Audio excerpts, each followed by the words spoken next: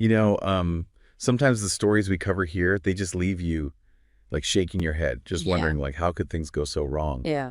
But today's deep dive, this one is about a case that'll leave you speechless Uh-huh. and maybe even a little bit terrified. Yeah. It all started with what seemed like just a routine virtual court hearing, Right. and it just spiraled into a real-life thriller Oh, yeah. right before everyone's eyes. It's a case that really shows you how technology can be a tool for justice, Yeah, but also a platform for, manipulation. exactly. Yeah. So we're talking about Cody James Harris, 21 years old, Right. facing some serious charges. Yeah. Assault with intent to cause great bodily harm Mm-hmm. against his girlfriend. So we're talking heated arguments, threats, even a metal pipe was involved. And those charges carry a heavy penalty, up to 10 years in prison. Yeah. In this case, as a repeat offender, the maximum sentence was even higher, Wow. 15 years. So the stakes were really high. Yeah. Harris was out on bond, but under a strict protection order Right. to keep his girlfriend safe. Yeah. And the virtual hearing, Mm-hmm. that was supposed to be just another step in the legal process. Right. But that's where things took a shocking turn. The virtual courtroom, Yeah. such a fascinating product of the pandemic era, Right. revolutionized, many aspects of the justice system. Yeah. But as this case shows, it also has its own set of challenges. Absolutely. So, So the hearing begins, okay, and we have the prosecutor, Deborah Davis, right. questioning the alleged victim. Okay. So just picture this, everyone's connecting remotely. Mm-hmm. Screens are up, microphones are on. Mm-hmm. But almost immediately, prosecutor Davis, she senses that something is terribly wrong. The victim's answers, they're evasive, she's avoiding eye contact, Yeah. and there's just this palpable tension in the air. It's a testament to her experience and her intuition, Right. picking up on those subtle cues, Yeah. that sense of fear and coercion that might have been missed Mm-hmm. in a traditional courtroom. You're right. It's Yeah. like she could feel that unspoken fear Yeah. in the victim's words. And her gut feeling was spot on. Mm-hmm. She stops the questioning, and she addresses the judge directly. Wow. She says, "Your Honor, I have reason to believe that the defendant is in the same apartment as the complaining witness right now, Uh-huh. and I am extremely scared for her safety." Wow. That's a chilling moment. Right. Prosecutor Davis is voicing a very serious concern, Yeah. a potential violation of a court-ordered protection order, Right. which is designed to prevent exactly this type of situation. And the fact that this is all happening remotely adds another layer of complexity and urgency. Yes. You have the judge, the prosecutor, the alleged victim, and the defendant, Mm-hmm. all scattered in different locations Mm-hmm. with this very real threat just hanging over the entire proceeding. It does make it more challenging to assess the situation and Yeah. to respond quickly, Right. adding to that tension and uncertainty. Now, Judge Jeffrey Middleton, Okay. he's presiding over the hearing, Mm-hmm. and he clearly recognizes how serious this situation is. Right. He doesn't waste any time and instructs Harris to step outside Okay. and show the house number to verify where he is. Interesting tack. Right. You can practically feel everyone holding their breath, waiting to see what happens. Yeah, a simple request Yeah. designed to expose a lie, Mm-hmm.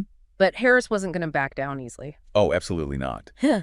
Instead of complying, What happened? he comes up with this really flimsy excuse. What's that? He says, "My phone battery is too low for a video call outside. Oh, really? I'm at like 2%. Oh, wow. It's so clearly a desperate attempt to buy himself some time, Yeah. but little did he know, the judge was already one step ahead. And this is where the story takes an unbelievable turn. Oh, okay. While Harris is trying to stall, Yeah. Judge Middleton has already contacted the police. You're kidding. Yeah. So while this whole virtual drama is unfolding, Uh-huh. there's another scene happening at the same time, in the real world. Exactly.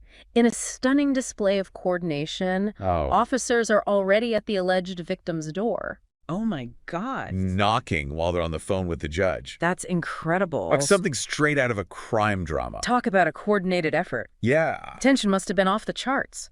So what happens next? Well, the judge, wanting to confirm her safety, Okay. asks the alleged victim to answer the door with her phone in hand. Okay, this is the moment of truth. She agrees, but then silence. Oh, no. Her phone shuts off. My heart is racing just hearing this. And then moments later, Harris's connection drops too. What? Everyone in that virtual courtroom is just left in stunned silence, Oh, my gosh. wondering what just happened. This is unbelievable. Did they manage to get to her in time? Right. What about Harris? I need to know what happens next.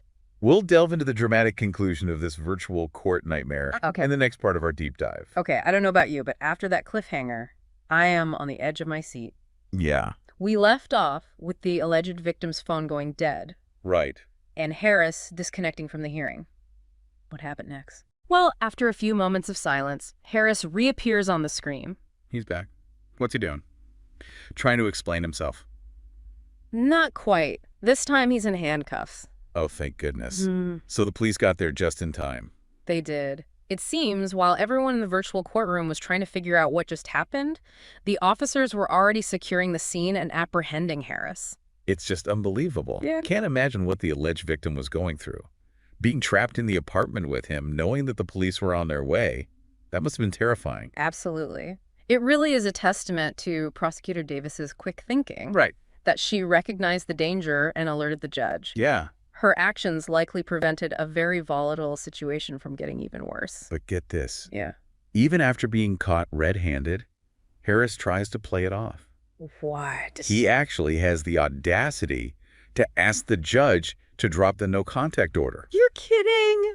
Can you believe that? Wow. It's like he had no idea how serious his actions were. Right. Or maybe he thought he could just charm his way out of it. Either way, it's clear that he was seriously underestimating the situation. It's certainly possible that he was in denial, Right. maybe operating under some kind of distorted perception Yeah. of the situation and how serious it was. So how did Judge Middleton react to this completely absurd request? He wasn't having any of it. He immediately shut Harris down, canceled his bond, and adjourned the hearing. Good for him. It sounds like Judge Middleton really recognized the danger that Harris posed, and he took decisive action to protect the victim.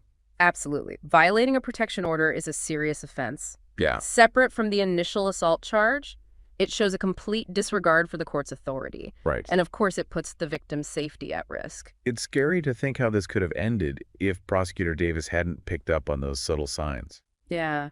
It's a reminder that even in the digital age, these situations can get out of hand really quickly, Yes.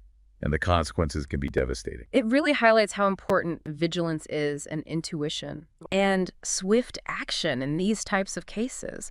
Technology may have changed how the courtroom looks, Right. but the human element is still critical Yeah. to make sure there's justice and to protect people who are in danger. It's a lot to think about. Yeah. We have this unbelievable story of manipulation Right. and a near miss. Yes. But we also have this amazing display of quick thinking and coordination Yeah. that might have saved a life. Absolutely. It's a complex situation for sure. With both positive and negative elements, technology provided a way for him to be deceptive. Yeah.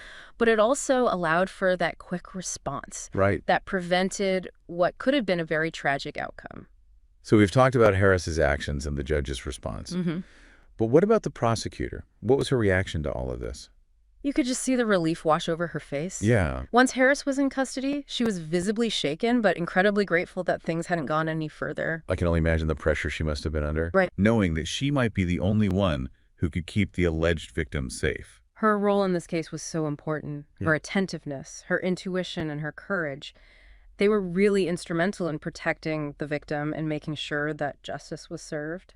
This whole situation, it just shows how important it is to have good legal professionals to keep people safe Yeah. and to hold those who would do harm accountable. Absolutely. It really is a testament to the dedication Yeah. and compassion of the people in the justice system who work so hard to protect innocent people and ensure that everything is fair for everyone. You know, it's hard to shake this feeling of unease after a story like this. Yeah. It's a reminder that behind all the legal stuff and court procedures, there are real people with real lives and real fear. It's true.